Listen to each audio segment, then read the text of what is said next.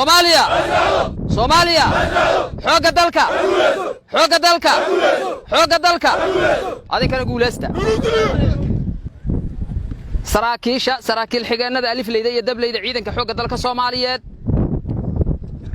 waxaan sidoo kale u mahad celinayaa wasiirka gaashaandhigga iyo guud ahaan waftiga qiimaha badan ee halkan socda hogaamada taliska guud iyo taliyihii guutada iyo guud ahaan saraakiisha kale awalan intaan hadalkayga gelin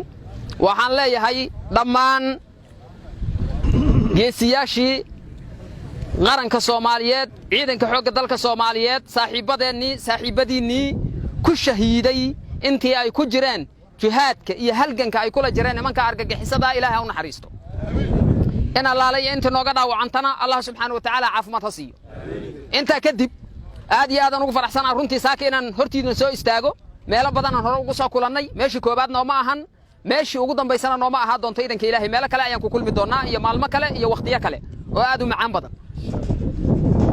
waxaan rabaa inaan idinkaga mahad celiyo dhammaan waajibaadkii qaranka iyo shaqooyinka adkay ee aad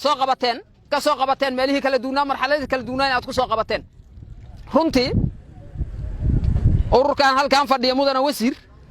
wuxuu nagu leeyahay xusiis gaar ah waxaan u malaynayaa inta badan ayadoo ciidanka xooga dalka Soomaaliyeed oo yahay ciidanka xooga dalka Soomaaliyeed mas'uuliyad midahu ay saaran tahay waajibaad midana ay fulinayaan haddana colalka ciidanka xooga dalka Soomaaliyeed waxa jiraya hawlaha ay qabteen iyo sida geesinimada lahay u qabteen mararka qaar koor unidya aan qalbigaaga ka go'in halka unidka fadhiya ee ururka saddexaad ee gorgor waa ururkii ay argagixisadu isku dayeen 3 Abriil 2021 inay ku weeraraan gobolka Shabeellaha Hoose gaar ahaan Awdheegle waxaan wali qalbigeena ka go'ayn casharkii aad meeshaas ugu dhigteen qof walba idin kamid ahuna waa xusiista Allahu Akbar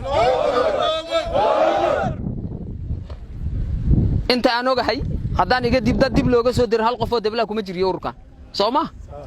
ya yes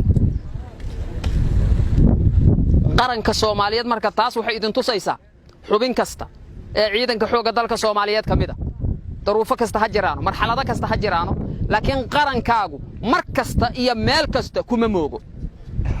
mid ka dhintayna madaxda qaranka iyo mas'uuliyiinta kala duwan qalbiyadoona iyo qalbiyadeenna ayuu baaqi ku ahaa doonyaa mid ka noolna idanka Ilaahay mar walba wuxuu noqon doonyaa mid kuwa ku qoran qalbiyadeenna mar walbana aan xusiisanno ummadda Soomaaliyeedna guud ahaan iyo shacbiga Soomaaliyeedna qalbiyadooda ay ku qoran tihiin waxaad haysaan abaal idin kaga hayaan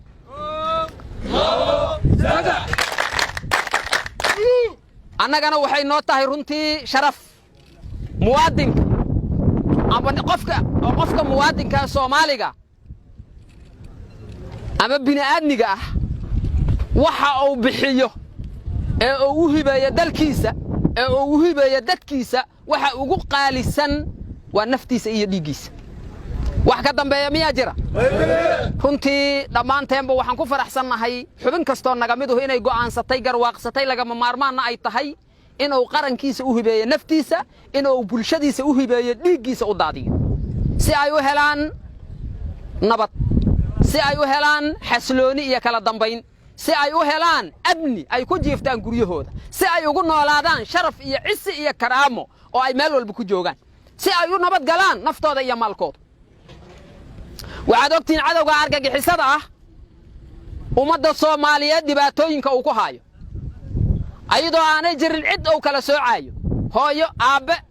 waayeel caruur cid walba waxaan rabaa inaan idinku bogaadiyo dhammaan hawlaha aad ku jirtaan waxaan u baahannahay inaan sii xoojino waxaan u baahannahay inaan xusiisnaano waxa aan ku jirno inay cibaado yihiin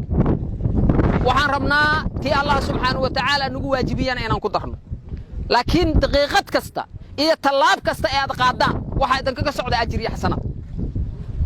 waayo ma jiro interest gaar ah aan leenahay ma jirto ujeedo gaar ah iyo dan gaar ah ee aan u soconno waxaan u soconno waa badbaadinta qarankeena waxaan u soconno waa badbaadinta bulshadeena waxaan u soconno waa ilaalinta sharafka iyo karaamada muwaadiniinteena Soomaaliyeed waxaan u soconno waa in hooyooyinkeen iyo walaalaheen iyo aabbayaasheen saaxiibada ay nabad ku jiiftaan waa inay xurriyad ku joogaan taas ayaan u soconnaa habeen iyo maalin taas ayaan uga soo fogaanay qoysaskeennii carruurteennii iyo guryaheennii taas ayaan u soo galnay hawdka oo aan u dooranay oonka iyo gaajada iyo haraadka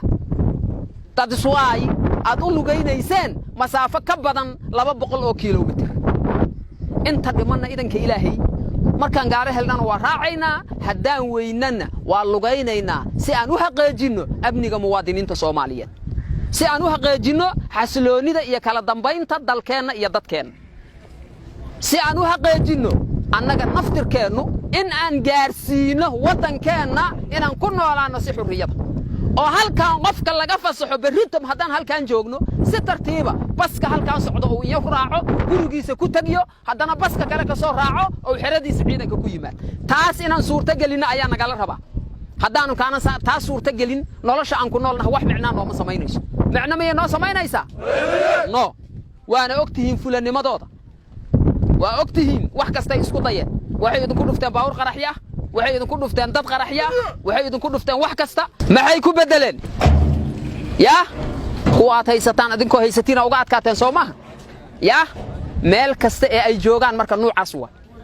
kaliya waxa naga dhimano waa inaan uga daba tagno meel kasta oo ay joogaan aad iyo aad ayaan runtii mar labaad iyo mar saddexaad ku faraxsanahay inaan wajiyadiina arko idanka ilaahay abaalmarinadiinu way isdaba joogi doonaan kii hore